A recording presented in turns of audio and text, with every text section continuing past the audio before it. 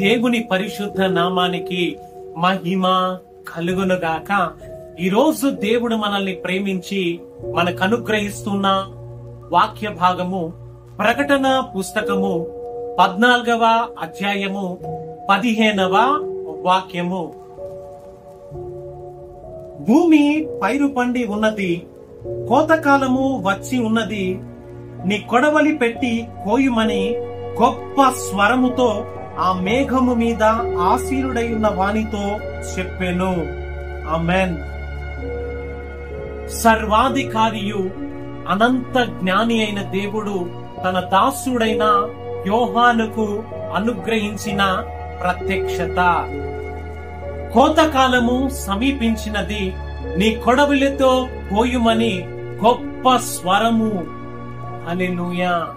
ఇక్కడ మనం గమనించినట్లయితే కోత అనునది ఈ యొక్క సర్వ మానవాళిలో ఉన్న ప్రజలను సూచిస్తూ ఉన్నది. ఏ భేదము లేదు. ఆయా జాతిలో, ఆయా ప్రజలలో, ఆయా ప్రాంతములో ఉన్న ప్రతి మనుష్యుణ్ణి సూచిస్తూ ఉన్నది. కొడవలితో కోయుట అనున్నది నీ యొక్క ఆయుష్ కాలమును సూచిస్తూ ఉన్నది. హల్లెలూయా.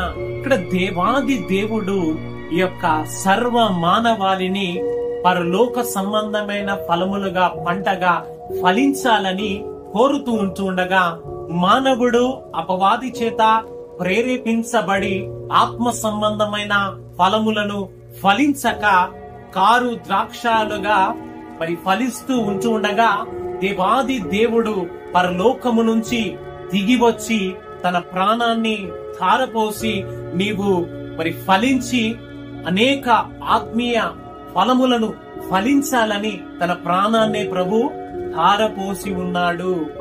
హల్లెలూయా.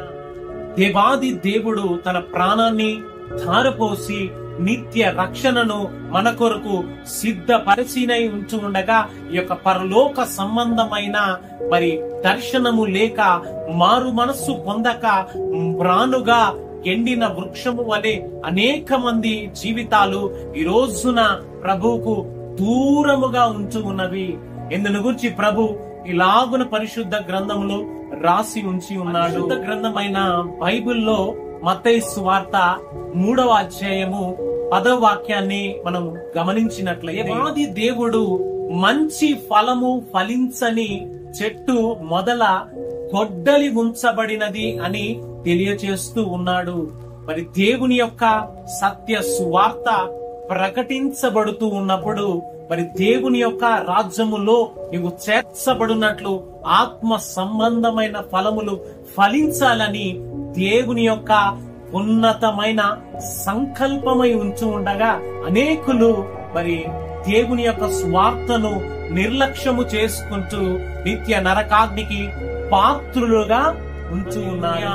ఈ ప్రాముఖ్యమైన సమయములో దేవుని వాగ్దాన వాక్యాన్ని వింటున్న నీవు ఆ సర్వశక్తి కలిగిన దేవాది దేవుని సత్య సువార్త ప్రకటించబడుతూ ఉన్నప్పుడు మారు మనస్సు పొంది దేవునికి ఇష్టమైన ఆత్మ సంబంధమైన ఫలములుగా నీవు ఫలించబడి నీ యొక్క పైరు కోయబడక ముందు, నీ ఆయుష్ ముగించబడక ముందు ఆత్మ సంబంధముగా మీరు ఫలించి అనేకులకు ఆశీర్వాదకరంగా ఆకలి తీర్చు విధంగా మార్చబడాలని దేవాది దేవుడు నిన్ను ఆహ్వానిస్తూ ఉన్నాడు. దేవునికి మహిమ కలుగునుగాక.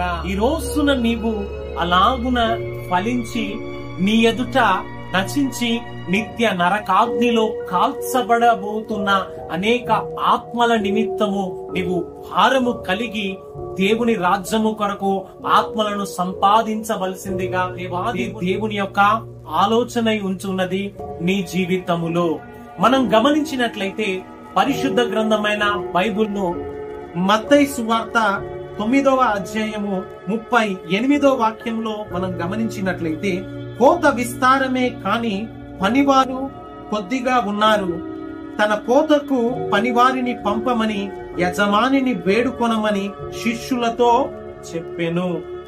హల్లెలూయా. ఈ రోజున అనేకులు మన ఎదుట రక్షణ లేక నిత్య నరకాగ్నికి పాత్రులుగా ఉంచు ఉండగా, అలాంటి వారి పట్ల నీవు దేవుని వాక్యము చేత విత్తబడి మరి 30దంతులుగా 60దంతులుగా 100అంతలుగా ఆత్మ సంబంధమైన ఫలములను ఫలించి అనేకులను పరలోక రాజ్యములోనికి వారసులు అగునట్లు, ఆహారం అగునట్లు దేవుని చేతిలో ఒక ఉన్నతమైన ఫలభరితమైన వృక్షముగా ఉండాలని దేవాది దేవుడు ఈ యొక్క సమయంలో వాక్య స్వరూపిగా నీతోనే మాట్లాడుతూ ఉన్నాడు.